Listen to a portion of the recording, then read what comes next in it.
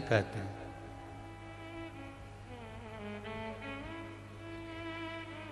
एक रुपया भी अगर मंदिर में दान कर रहे हो, एक रुपया भी अगर आप शिव महापुराण में दान कर रहे हो, एक रुपया भी अगर कुबेरेश्वर महादेव को दान दे रहे हो, एक रुपया भी आप अगर भगवान को दे रहे हो, तो इस व्यासपीठ ने पहले भी कहा, आज फिर कहते हैं, किसी से मांग कर मत देना, किसी से कर्जा लेकर मत देना। जब मेरा देव अधिदेव महादेव तुम्हारी झोली भर दे, तब दोनों हाथ में भर कर दे देना, मांग कर मत देना।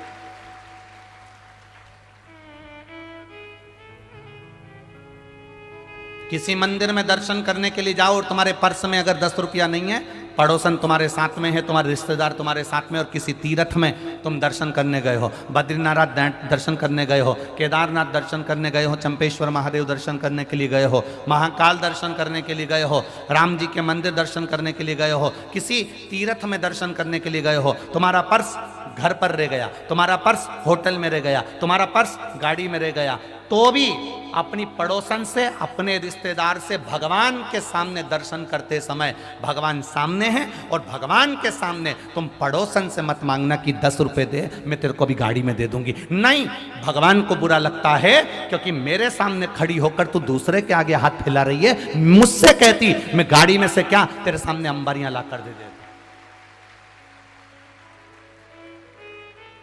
हमारी आदत रहती है, हमारे पर्स होटल में छूट गए, हमारा पर्स गाड़ी में छूट गया, हमारा पर्स वहां रह गया, हमारे पास पैसा नहीं है, हमने पड़ोसन से कह दिया तू देगी ना 10 मिनट, मैं तेरे को बाद में दे दूंगी, देना जरा 10 रुपए, और मुझे चढ़ाना है, मुझे देना है, मुझे आरती की थाली में 10 रुपए चढ़ाना है, मुझे झोली में 10 रुपए चढ़ाना है, जरा देना तू ना।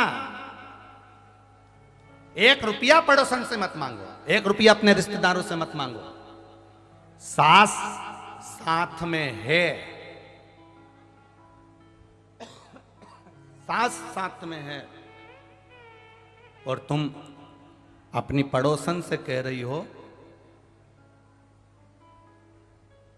कि मुझे ये चोली का कपड़ा दिला दे, मुझे फाल दिला दे, मुझे पीको करा दे, मुझे ये दिला दे, मुझे वो दिला दे। सास साथ में है और तुम पड़ोसन से पूछ रही हो कि अचार कैसे डालते। सास साथ में है और तुम सास के पांव ना पढ़कर पड़ोसन के पांव पढ़ रही हो, तो सास को बुरा नहीं लगेगा? अरे बोलो तो जम के, लगेगा कि नहीं लगेगा? घर के माँ बाप साथ में है और तुम दूसरे के आगे हाथ फैलाओ, माँ बाप को बुरा लगेगा।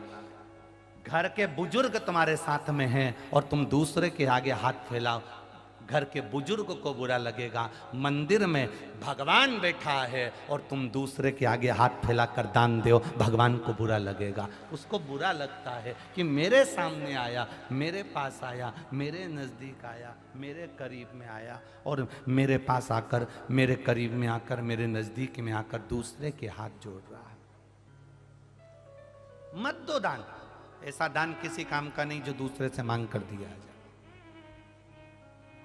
हमारा भी विश्वास कहता है, इतने सालों की शिव महापुराण कथा का भरोसा और विश्वास कहता है, नहीं है आपके पास देने के लिए, आप रोज शंकर जी के मंदिर में 1 लोटा जल चढ़ाओ, अपनी मेहनत करो, अपना परिश्रम करो, अपना कर्म करो, और मेहनत से पीछे मत हटना। एक दिन महादेव खुद इतना दे देगा कि आप खुद दोनों हाथों से लुटाना चालू कर दो।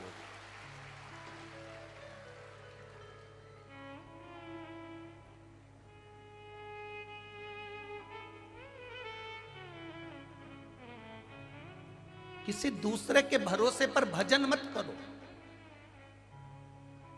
किसी दूसरे के भरोसे पर दान मत करो।